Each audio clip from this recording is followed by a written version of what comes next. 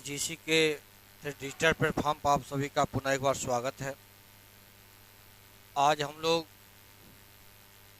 इतिहास विषय में, जैसा कि पिछली कक्षा में हम लोग पढ़े थे, सिंधु घाटी सभ्यता के बारे में पुनः हम लोग उसमें आगे बढ़ते हैं।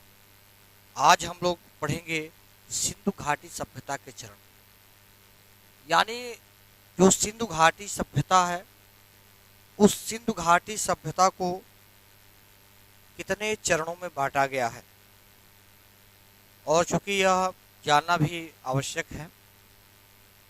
देखिए, जब हम लोग उसका वर्गीकरण करते हैं सिंधु घाटी सभ्यता को, तो उस वर्गीकरण में उसको हम 3 पार्ट में बांटते हैं। कौन कौन से हैं?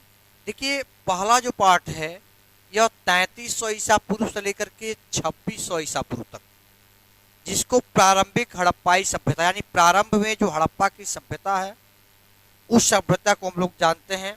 और इसका जो डेट है, जो अवधि है, उसका समय है वह 3300 ईसा पूर्व से लेकर के 2600 ईसा पूर्व तक है, जिसका यह प्रारंभिक चरण है। उसके बाद से थोड़ा और आगे वह सभ्यता बढ़ता है तो उसको परिपक्व हड़प्पाई सभ्यता कहते हैं। और इसमें हड़प्पा जो सभ्यता है वह थोड़ा अपडेट हो गया था, यानी पहले की जो सभ्यता है उसकी अपेक्षा परिपक्व हड़प्पाई सभ्यता में यह थोड़ा डेवलप हुआ, जिसे तमाम प्रकार के और विकास हुए। और जो इसकी अवधि है वह 2600 ईसा पूर्व से लेकर के 1900 ईसा पूर्व तक का रहा है। इसके साथ साथ जो उत्तर हड़प्पाई सभ्यता है, इसमें जो 1900 ईसा पूर्व से लेकर के 1300 ईसा पूर्व तक का है, जिसमें मैंने पढ़ाया था पिछली वीडियो में कि तमाम प्रकार की जो खोजें हुई उसमें उत्तर हड़प्पाई सभ्यता के बहुत सारे प्रमाण मिले थे। और उन प्रमाणों में सिंधु घाटी सभ्यता को जानने का एक प्रमुख स्रोत भी रहा है। और उत्तर हड़प्पाई सभ्यता जो आधुनिक समाज है उसको कहीं ना कहीं जोड़ने का काम करता है। देखिए, उसके बाद से देखिए अब यह है, देखिए जो प्रारंभिक हड़प्पाई जो चरण है, जिसको हाकरा चरण से संबंधित है, जिसे घग्गर और हाकरा, देखिए यह शब्द घग्गर जो शब्द है, घग्गर नदी घाटी के चिन्हित किया गया है और इसलिए यह इम्पॉर्टेंट है। और यह घग्गर नदी के किनारे ही इसके अधिकांश जो चिन्ह मिले हैं, जिनके आधार पर हम इतिहास को जानते हैं। उसके बाद से देखिए हड़प्पाई जो लिपि का जो उदाहरण मिला, प्रथम उदाहरण लगभग 3000 ईसा पूर्व के समय का मिलता है, जिसके आधार पर हम इतिहास को जानते हैं। और जो लिपियां प्राप्त हुई हैं उन लिपियों में जो चीज़ें अंकित हुई हैं, जब उसकी खोज हुई तो उसके समय का जो पता चलता है वह 3000 ईसा पूर्व का ऐसा माना जाता है। ऐसे इतिहासकारों का मत है, विचार भी है। देखिए, एक चीज और भी है, जो हड़प्पाई सभ्यता है उस सभ्यता के चरणों के बारे में, उनकी विशेषताओं के बारे में, कि उनका जो निवास स्थान था वह नगरी था कि ग्रामीण थे, तो केंद्रीय इकाई रही है उनकी। साथ ही साथ देखिए और नगरी गुण प्राप्त हुए हैं। ऐसा माना जाता है कि नगरों का उदय हुआ था। और जैसा सिंधु घाटी सभ्यता में देखते हैं आप कि इसमें तमाम प्रकार के ऐसे जो भवन मिले हैं, जो ऐसे मार्ग का पता चलता है, जिसके आधार पर हम कह सकते हैं कि सिंधु घाटी सभ्यता के लोग नगरी थे पूर्णतः। और क्योंकि खुदाई से प्राप्त अवशेषों में यह देखने को मिलता भी है कि सिंधु घाटी सभ्यता के लोग रोड के दोनों किनारों पर बसते थे और प्रत्येक रास्ते जो होते थे वे एक दूसरे को समकोण पे काटते थे। रोड के किनारे नालियां बनी हुई होती थी, तो यह प्रायः अनुमान लगाया जाता है कि जो सभ्यता थी उनकी वह नगरी गुण भी उनके अंदर विद्यमान रही है। देखिए, एक और चीज रही है, व्यापार के क्षेत्र उसमें विकसित हो चुके थे। व्यापार के साथ साथ खेती के साक्ष्य भी मिले हैं। उसमें क्या क्या लोग, जैसे उस समय मटर के दाने प्राप्त हुए हैं, तिल, खजूर, रुई आदि प्राप्त हुआ है। जिसके आधार पर यह पता चलता है कि व्यापार के साथ साथ लोग खेती भी करते थे, क्योंकि कृषि प्रधान देश रहा है भारत बहुत पहले से ही, और अधिकांश लोग खेती पर डिपेंड थे, लेकिन कुछ लोग व्यापार भी करते थे, दूसरे देशों के साथ व्यापार का इनका संबंध भी अच्छा था। कोट देजी नामक स्थान पर परिपक्वम हड़प्पाई सभ्यता के चरण को प्रदर्शित करता है। जब इसकी खुदाई हुई कोट देजी नामक स्थान पर, तो देखते हैं कि उसमें तमाम ऐसी चीज़ें मिलती हैं जिसके आधार पर हड़प्पाई सभ्यता के प्रमाण मिलते हैं।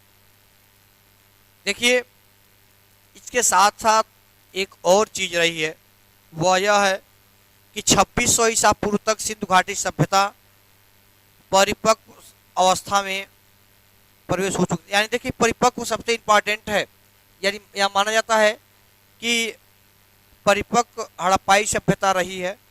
जो हड़प्पा सभ्यता था वह डेवलप कर चुका था और उस अवस्था में 2600 ईसा पूर्व के आसपास रहा है। देखिए, परिपक्व हड़प्पाई जो सभ्यता है के आने तक प्रारंभिक जो हड़प्पा सभ्यता में, देखिए एक चीज़ और भी हम देखते हैं कि हड़प्पा सभ्यता के बारे में जो कहा गया था कि यह नगरीय सभ्यता है, ग्रामीण के साथ साथ कुछ ऐसे भी चीज़ें मिली है जिसके आधार पर भी कहा जा सकता है कि बड़े बड़े नगर भी थे जो बाद में उनका विघटन हो गया। जैसे देखिए, दो चीज़ें हड़प्पा और मोहनजोदड़ो, वर्तमान पाकिस्तान में लोथन जो वर्तमान भारत गुजरात में स्थित है। देखिए, मोहनजोदड़ो जिसको मृतकों का टीला कहा जाता था, लाशों को दफनाया जाता था, वर्तमान पाकिस्तान में है। तथा लोथन जो है, जो वर्तमान में गुजरात में स्थित है, वहाँ की जो खुदाई हुई तो उसके जो अवशेष मिले तो उससे पता चलता है कि हड़प्पाई सभ्यता या हड़प्पा सभ्यता या परिपक्व सभ्यता के रूप में भी जानी जाती है। देखिए, एक और चीज़ है, सिंधु घाटी सभ्यता के क्रमिक पतन का आरंभ 1800 ईसा पूर्व से माना जाता है, जो 1700 ईसा पूर्व तक आते हैं। ऐसा माना जाता है कि 1800 ईसा पूर्व से लेकर के 1700 ईसा पूर्व तक का जो समय है यह हड़प्पा सभ्यता। और ये भी कहा जाता है कि इस समय तक बहुत सारे ऐसे हड़प्पा सभ्यता के नगर रहे हैं जो पूर्णतः समाप्त हो चुके थे, जिनका अस्तित्व ना के बराबर हो गया था। लेकिन सिंधु घाटी सभ्यता की संस्कृतियों को, उसके कल्चर को, उसके तत्वों को आप देख सकते हैं कि किस प्रकार से यह डेवलप करता है। कुछ जो पुरातात्विक विद्वान हैं, विचारक हैं, उन्होंने अपनी रचनाओं में, क्या कह सकते हैं, अपनी लेखनी में हड़प्पा काल के अंतिम समय का भी जिक्र किया है कि उन्होंने माना कि हड़प्पा जो सभ्यता रही है उसका अंतिम चरण था वह 1000 ईसा पूर्व से लेकर के 900 ईसा पूर्व तक बताया कि यह इनका अंतिम चरण था। इसके बाद से यह पूर्णतः समाप्त हो गए थे, इनका अस्तित्व नहीं था। लेकिन यह सारी जो चीज़ें थीं, यह सभी चीज़ें आप जानते हैं कि कहीं ना कहीं, देखिए उसको हम लोग और आगे बढ़ाते हैं उस चीज़ को। देखिए, कहा जाता है कि 900 से लेकर के जो 1000 ईसा पूर्व का जो समय है उसमें यह पूरी तरीके से अपने पतन की ओर अग्रसर था। लेकिन इसके साथ साथ देखते हैं कि तमाम प्रकार के ऐसे भवनों का निर्माण किया गया है, उसमें ईंटों का जो प्रयोग किया गया है, जो बड़ी बड़ी ईंटें होती थी, और मकानों को बनाने के लिए इनका प्रयोग होता था। और प्रायः लोग क्या करते थे, ईंटों का पाउडर बनाते थे पीस करके, और उसी को ईंटों को जोड़ने का काम करते थे। देखिए, हड़प्पा सभ्यता में जो सबसे अच्छा ज़्यादा प्रमाण मिला है, जो प्रमाणिक है, वह यह है कि निकासी की जो व्यवस्था थी बहुत अच्छी उच्च कोटि की थी। इसके साथ साथ बड़े बड़े घर थे, स्वयं घर के अंदर स्नानागार भी होता था, स्नान करने के लिए आंगन होता था। देखिए, जो कालीबंगा नामक स्थान पर बहुत सारे घरों में कुएं नहीं पाए जाते थे, यह भी कहा गया है कि बहुत सारे, लेकिन जो धनी वर्ग के लोग होते थे उनके दरवाजे पर ही मिलता है, इसका भी प्रमाण उपलब्ध है। देखिए, कुछ स्थान जैसे लोथन और धौलावीरा में संपूर्ण विन्यास मजबूत, देखिए नगर दीवारों द्वारा भागों में उसको विभाजित किया जाता था, इसका भी प्रमाण लोथन और धौलावीरा में मिले हैं। देखिए हम कृषि पे आते हैं।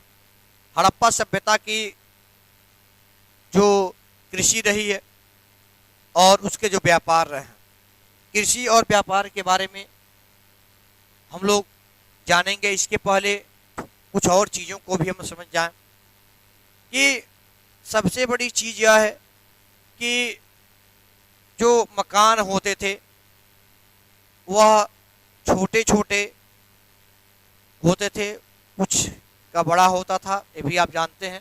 लेकिन जो स्नानागार होता था और घर में आंगन होता था, जैसे आज भी बहुत सारे पुराने घर हैं तो उसमें आप देखते हैं कि घर के अंदर आंगन बना होता है।